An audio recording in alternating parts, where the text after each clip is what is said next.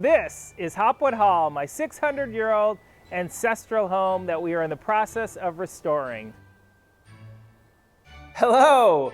With the coronation of King Charles happening, we have been invited to dig through the Hopwood archive and take a closer look at an invitation to a previous king's coronation that was sent to the Hopwood family that's over 100 years old. So what do you have for us?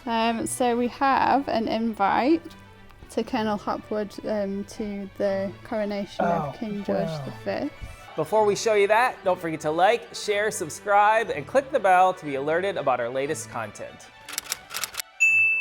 Okay, here we are today in a very unlikely place. It's kind of an industrial park, and there is a warehouse here behind me. This is where a lot of artifacts and historical documents and things are stored. So apparently they have some Hopwood family stuff here, stuff from the estate.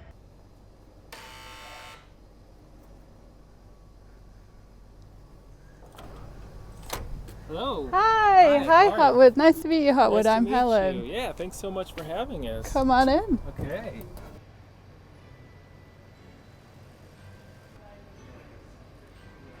Behind me is a book collection from John Bright, who some of you may know, who was from Rochdale and is quite a well-known figure in history. Now, when President Abraham Lincoln was assassinated, one of the very few items that he happened to have on himself, which I think he had no other items, just one thing, and that was a letter tucked into his breast pocket, and that was a letter from John Bright. And John Bright was anti-slavery, very much in support of Lincoln, and also was instrumental in sending over barrels of supplies to the American troops during the Civil War. So, very interesting connection. But John Bright's book collection is right here behind me in this enormous bookshelf. So we've got what is all this you have here? A table full of stuff. We've got archive material from the local studies collection. So this is a whole box of Hopwood family materials. Oh, we better put on our white gloves. Yeah, just so that we can protect the material. So what do you have for us? So we have an invite to Colonel Hopwood to the coronation of King George V. An invitation to King George V, coronation of their majesties and Queen Mary. By command of the king, the Earl Marshal is directed to invite Colonel Hopwood. And that gives you some idea, I think, of how prominent the family were, that they would have been invited to an occasion like this. Wow. For them to be present at the Abbey Church of Westminster on the 22nd day of... I think that's June. Of June. Yeah, I can't read the date. And then the date is Latin, MCMXI. I took years of Latin, so I should know this. So that would be the... No, I don't know either. We can find out though.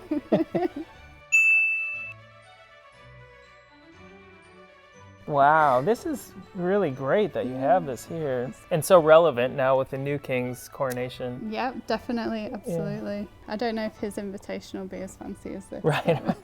Well, this is probably all, do you think this is hand-drawn, or is this just maybe printed? Or I think probably originally it would have been hand-drawn, but then they would have printed it, but it would have been done on a very old press. Individual prints probably, right?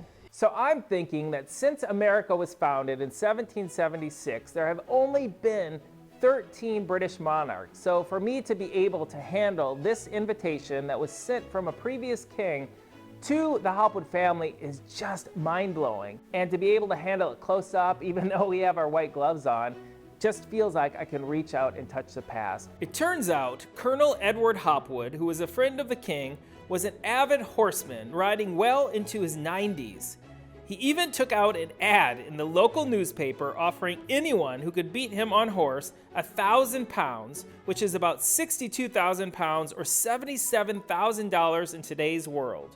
Colonel Edward and his wife Mary often entertained friends and family at Hopwood Hall. So I'm amazed when Helen suddenly pulls out an old photo album showing their happy days living there. What does that say? 1907 to 1922. Oh, it says Hopwood Hall Scrapbook. Yeah. There is much food in the worst of us. There's much food, is that right? Yeah. There's much. Oh, good, I think, actually. There is so much good in the best. In the worst of us. There is so much good in the worst of us. Yeah. And so much bad in the best of us. Yeah. That it all becomes any one of us. Yeah. Find fault with the best of us. So that's one of their mottos, I guess.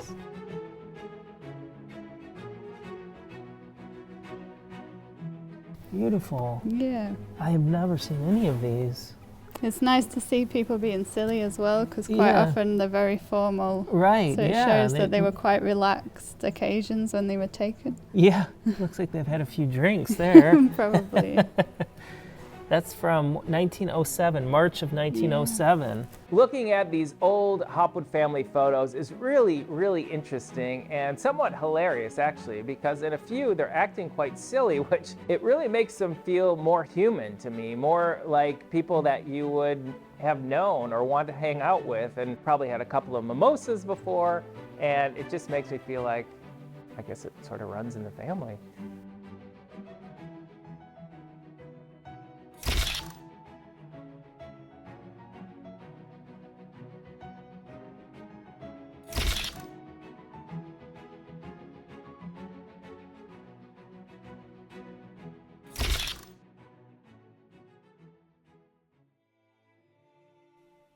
Tragically, the good times at Hopwood Hall came to an abrupt end in World War I when the 2 Hopwood sons and 24 members of staff were killed, and life at the Hall would never be the same.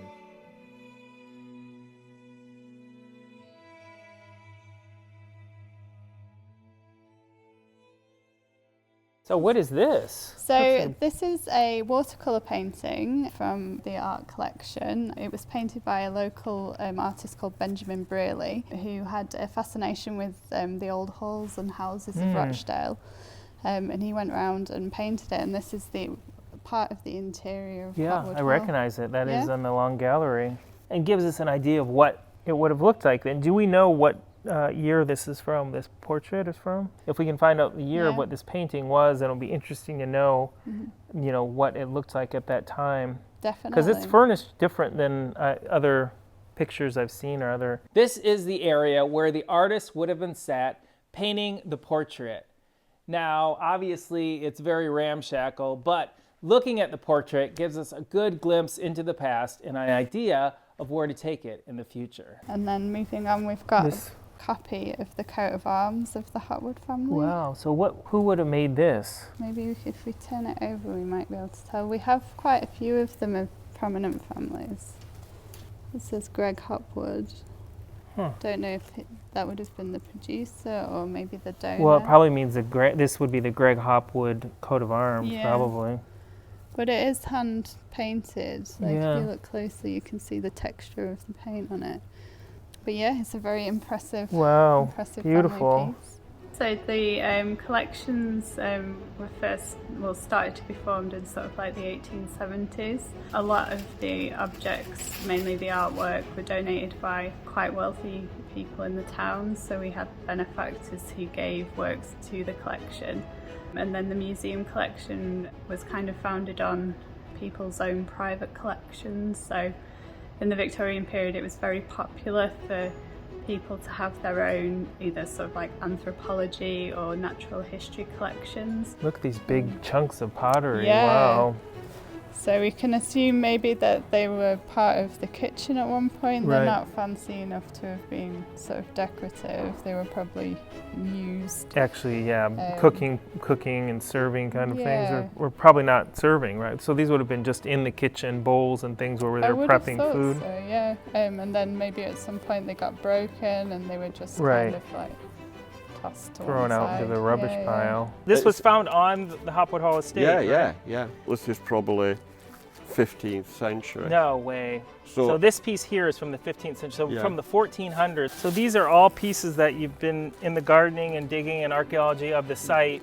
Some on the Hopwood Estate, you found all these different pieces here. All from the Hopwood Estate. Oh my gosh, these are incredible. Here's one that says blackware from 1680 to 1740. Yeah, that's one of the early ones. Fine century. blackware, wow. So that would have been like a pot or a dish or a bowl or something? So the brick, we can assume, was used as part of the building at one point. It's so intriguing that they have this one brick there at the archive. I can't quite wrap my head around why they have this one brick, because we have so many different bricks here at the hall. But it must be very, very special. We need to dig into this a little bit more.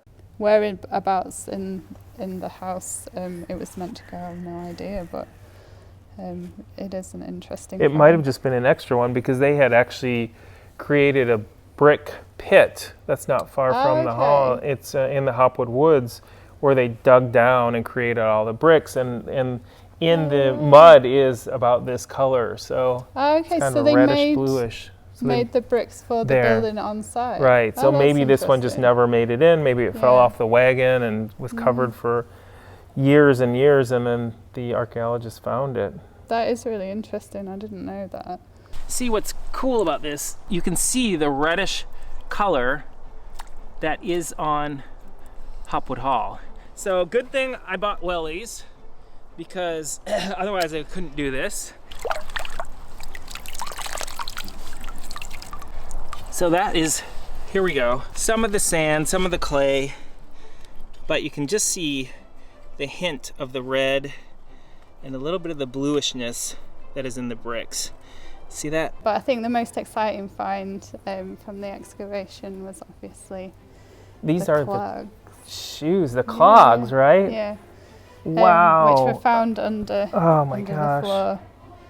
Wow, these are amazing. They're quite... I've heard so much about these clogs, and I've been really wanting to see them for years. The fact that I'm finally in the same room as these old cloth shoes, or clogs as some people call them, is just absolutely mind-blowing to me. I've heard the stories about Bob discovering these for years. This is the area where the shoes were found. As you can see, they would have been hidden under these floorboards here where Bob discovered them. And so looking back, they used to believe that putting shoes here by the hearth of the fireplace would ward off evil spirits from coming down the chimney. So this is probably why they put these shoes here. Well, of course, Bob was worried that they were going to get damaged or destroyed, so he took them from here and brought them to the archives for safekeeping. Much more detailed than I thought they would be.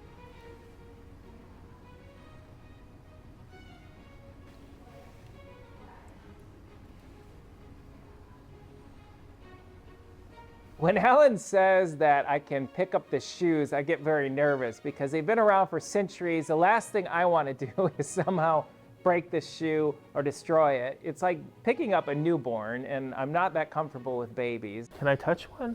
Yeah, be incredibly careful. They're very brittle. Actually, I'm not going to touch it. Okay. I can turn I saw it you do it. so if you want. I don't want to break anything.